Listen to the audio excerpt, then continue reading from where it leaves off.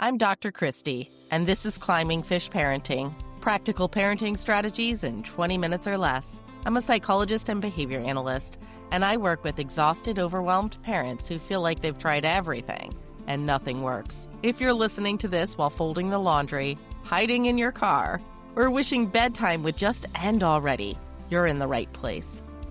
Today we're talking about Mother's Day, the version nobody posts about, the one that didn't look like the pictures, the one you're still quietly processing. By the end of this episode, I want you to feel less alone in whatever Mother's Day actually was, and I want to give you a different way of seeing it.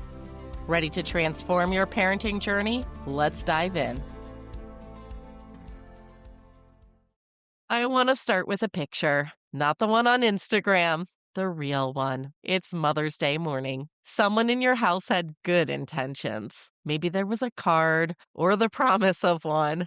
Maybe there was a plan, and then something shifted. Maybe your child woke up dysregulated before anyone even said good morning. Maybe the special breakfast became a negotiation. Maybe the thing that was supposed to feel like celebration started feeling very quickly like just another day you were managing, except with more pressure attached to it. Or maybe it went a completely different direction. Maybe it was quiet. Maybe someone took the kids and gave you the morning to yourself, and you sat down, finally, in an empty house and felt something you weren't expecting. Not relief, not rest, something more complicated than that. I've had both versions of that day.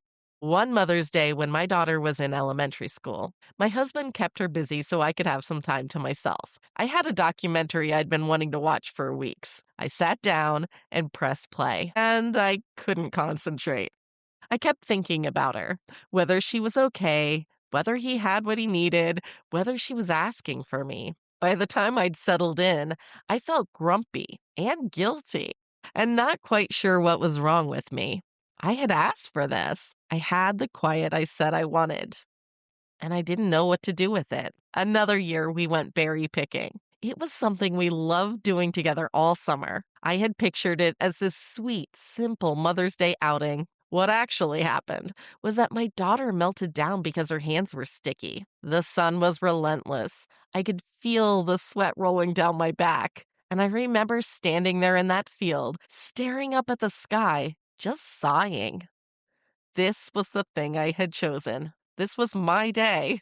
I'm telling you both of those stories because I think most mothers have lived one of them.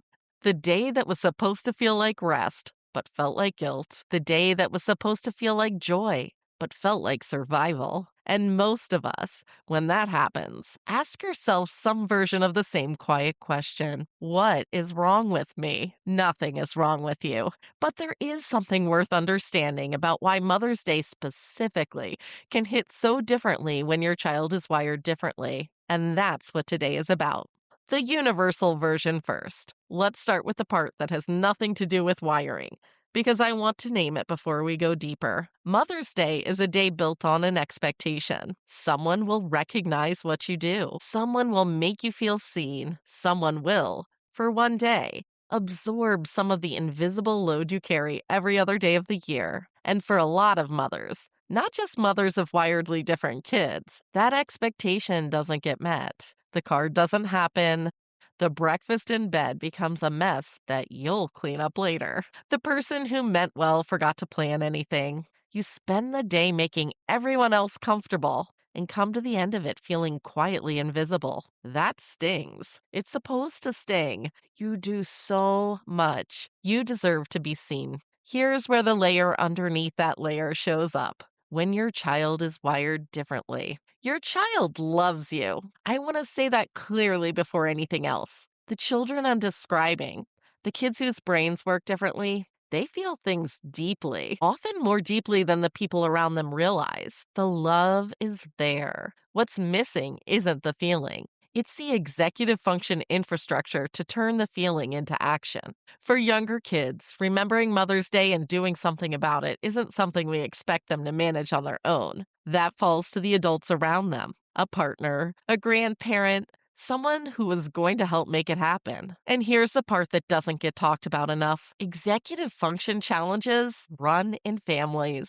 The person who was supposed to help your child make the card, who was going to remember to pick up the supplies, who was going to sit down with them and make it happen. Sometimes that person is navigating their own version of the same challenge, not because they didn't care, because initiation and planning and follow through are hard when your brain is wired that way. And so the card didn't happen. Not because your child didn't love you, because the scaffolding that was supposed to make it possible wasn't there either. For older kids and teenagers, it gets more complicated in a different way. They're aware enough to know the day matters. They may have genuinely intended to do something, and then somewhere between the intention and the follow through, it fell apart. They forgot, genuinely forgot, even though someone mentioned it.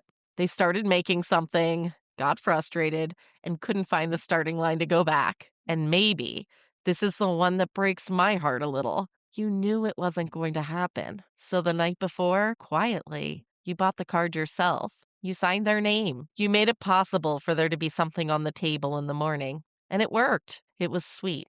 And you felt both proud that you'd made it happen and sad that you had to.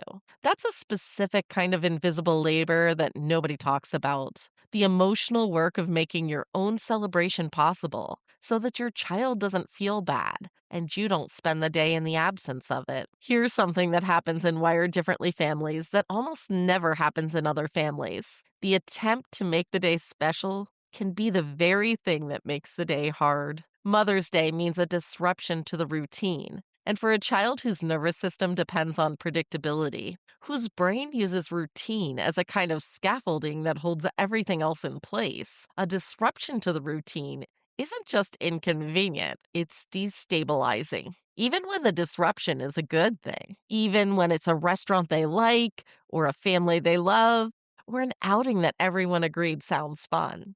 But here's what your child's brain is doing while you're trying to celebrate: it's managing the unexpected. It's recalibrating to an environment that's louder or busier or more unpredictable than usual. It's holding together in front of people who don't fully understand what holding together costs. It's spending resources it doesn't have on demands it didn't anticipate.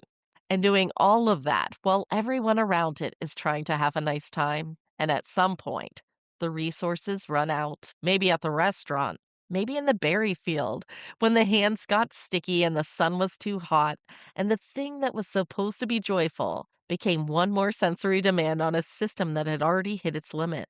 Maybe in the car on the way home, when the day was almost over and there was nothing left. And now you're managing the aftermath of a dysregulated nervous system on the one day a year that was supposed to be about you. The complicated part, the part that sits in your chest afterward, is that you can't be angry at your child for this. You know why it happened. You understand the wiring. You know that the meltdown in the berry field wasn't a choice and wasn't about you. And you also just wanted one day that felt easy. One day where you weren't the one absorbing everything. One day where the joy you planned actually landed as joy. Both of those things are allowed to be true at the same time: the understanding and the grief of it, the compassion for your child, and the quiet, legitimate sadness that the day went the way it did. You don't have to choose between those feelings. You're allowed to hold both. I want to name something that I think a lot of you experienced on Mother's Day and haven't quite put words to yet. At some point during the day, at the restaurant, at the family gathering, when someone else was with your child, it was fine. Your child held it together, was cooperative, was sweet even. And somewhere in the back of your mind, a quiet and deeply uncomfortable thought appeared: they were fine. Why is it so hard when it's me? I want to sit with that for a moment, because that thought, that specific, painful, isolating thought, is one of the most common things I hear from mothers in this community. And it almost always gets turned inward, into self doubt, into wondering if you're the problem, into a quiet story that says, if my child can hold it together for everyone else, then the falling apart must be something I'm causing. It isn't. Your child holds it together for everyone else because everyone else gets the version of your child that still has something in reserve, the version that hasn't yet spent everything they have. Grandma gets 2 hours on a Sunday afternoon. The teacher gets a child who's been primed by a morning routine you built. The family gathering gets a child who's on their best behavior because the social pressure of that environment keeps the lid on. You get the version that finally feels safe enough to let go. The meltdown that happens at home with you after a day of holding it together everywhere else. That's not evidence that you're the problem. That's evidence that you're the safe place, that you're the person your child trusts enough to fall apart with. I know it doesn't make it easier on the day. I know that being the safe place doesn't feel like a compliment when you're the one absorbing the fallout at 6 p.m. after everyone else got the good version. But it is the truth about what that dynamic actually means. And I think it matters that you hear it said directly. Your child's behavior with you is not a report card on your parenting. It's a measure of how safe you've made them feel. Those are completely different things. And here's the other side of that moment, the one that's equally hard to sit with. Maybe your child had a genuinely good day with you yesterday. Maybe it came together in a way that surprised you. And instead of just letting yourself feel good about that, you felt something else underneath it. A quiet anxiety, a wondering whether this means you've been making it harder than it needs to be, a suspicion that if it can be good today, then the hard days must be your fault. Here's what I want you to understand about that feeling. When you've spent enough time living inside the unpredictability of a wired differently child's good days and hard days, your nervous system stops being able to fully trust the good ones. Not because you're pessimistic, because you've been surprised too many times. You've learned, through experience, that a good morning doesn't predict a good afternoon, that a good week doesn't mean the hard days are behind you. And so even the good moments get filtered through a kind of bracing, a waiting for the other shoe that makes it very hard to just be present in them. That bracing is exhausting in a way that's completely invisible to everyone around you. And it means that even your good days carry a weight that other parents' good days don't. You deserve to know that. And you deserve to let Mother's Day's good moments, if you had them, just be good, without the asterisk.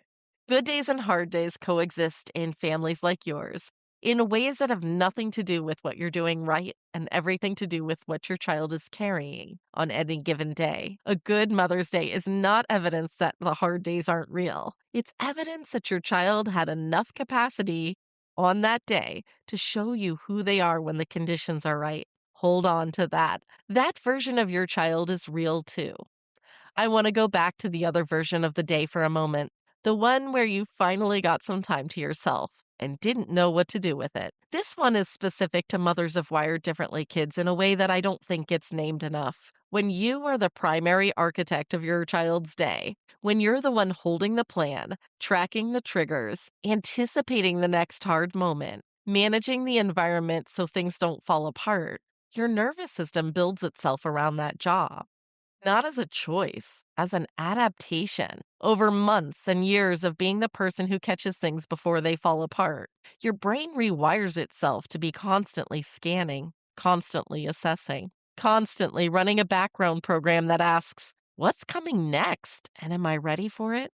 That program doesn't have a pause button, and it doesn't turn off just because the child left the room. So when you finally get the quiet you asked for, you don't immediately feel relief. You feel the vigilance, looking for something to attach to. You think about whether they're okay, whether they have what they need, whether they remembered to tell someone about the thing that matters. And the documentary you wanted to watch sits unwatched while you exist in a kind of restless in between that feels nothing like the rest you imagined. And underneath the restlessness, something else, a feeling that sits closer to disorientation than relaxation. Because so much of your identity, so much of what your days are organized around is the job of knowing your child and managing their world. And when that job is temporarily removed, you don't automatically know who you are without it. Not because you've lost yourself entirely, but because you haven't had enough practice being someone who isn't actively needed. The quiet doesn't feel like freedom. It feels unfamiliar. And unfamiliar, for a nervous system trained on vigilance, can feel a lot like wrong. And then you feel guilty for not enjoying it, for not being able to just be present in the quiet, for spending your free time thinking about the child you were supposed to be taking a break from, for feeling grumpy and unsettled when you finally got the thing you said you wanted. That guilt isn't evidence that something's wrong with you. It's evidence that you've been running a very demanding cognitive and emotional operation for a really long time. And that operation doesn't have an off switch. Your nervous system was doing its job. It just didn't know it was allowed to stop. Learning to exist in the quiet without filling it with worry or guilt is its own skill, one that takes practice, one that's genuinely harder for mothers of wired differently kids than for almost anyone else, because the stakes of missing something have always felt higher, because the cost of not being ready has always felt more real. You didn't fail your free time on Mother's Day. You just haven't had enough of it to know what to do with it yet. And that's worth paying attention to. Before I wrap up, I want to name one more layer, the one that sits underneath everything else I've described today. A lot of mothers in this community are also navigating complicated feelings about their own mothers. Maybe yours is gone and nobody around you quite understood. A specific kind of loneliness that comes from celebrating a role while missing the person who first showed you what it means. Maybe the relationship is hard and you spent part of the day trying to show up for her while running on empty, managing her expectations alongside your child's needs, alongside your own quiet wish just to be seen for once. Maybe you have a mother in law who means well and loves your child genuinely, and who also handled them just fine yesterday, who got the cooperative version, the sweet version, the version that makes people say things like, oh, they seem fine to me, and who made you feel, without meaning to, like maybe you've been overcomplicating things. Like maybe the struggles you describe aren't quite as real as you think they are. That particular experience, being with someone who loves your child and also doesn't fully see what you see, is one of the loneliest feelings in this community. Because you can't be angry at them. They're not wrong about what they witnessed. They just witnessed it in conditions that don't reflect what you live with every day. And trying to explain that gap, trying to help someone understand that your child's behavior with you is different from their behavior with everyone else,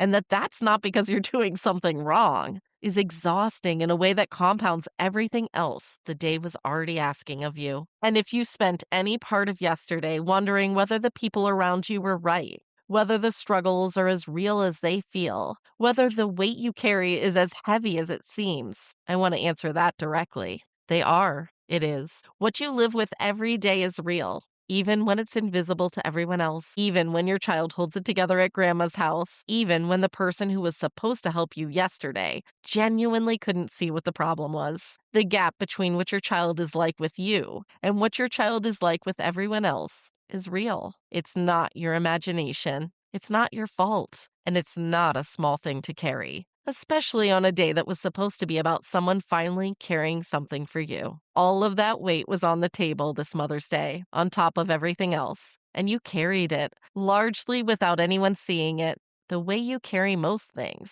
That's a lot. It was always a lot.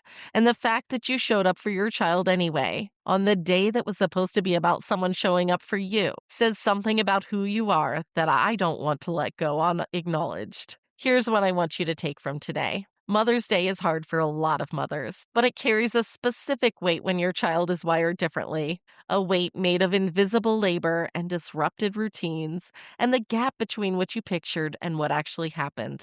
And the weight doesn't mean you failed the day, it means you were carrying something real.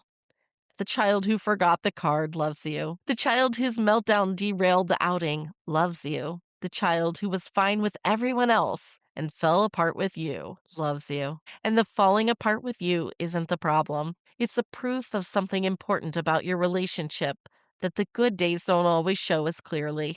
You're not the problem. You're the safe place. And safe places absorb a lot. That's not a failure of your parenting. That's the cost of being the person your child trusts most in the world.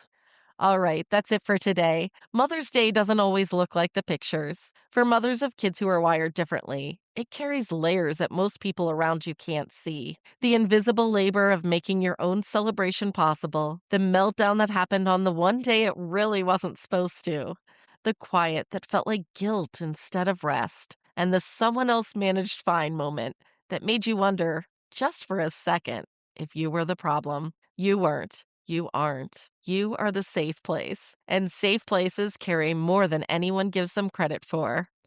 If you've been wondering why nothing seems to work with your child, why the strategies everyone recommends keeps failing, why the good days and hard days seem completely unpredictable, why your child can hold it together everywhere else and fall apart with you, I want you to take the quiz at climbingfishparenting.com/quiz. It's 2 minutes, it's free, and it's going to give you the clearest picture you've had yet of what's actually driving your child's behavior. Not a generic answer, yours. That strategy I just gave you, it's the whole climbing fish philosophy in action. There's a quote, "Everybody's a genius. But if you judge a fish by its ability to climb a tree, it will live its whole life believing it's stupid." Your kid isn't broken. Your parenting isn't broken. Sometimes we're just asking our fish to climb trees. That's what we fix here. I'm Dr. Christy, and I'll see you next week.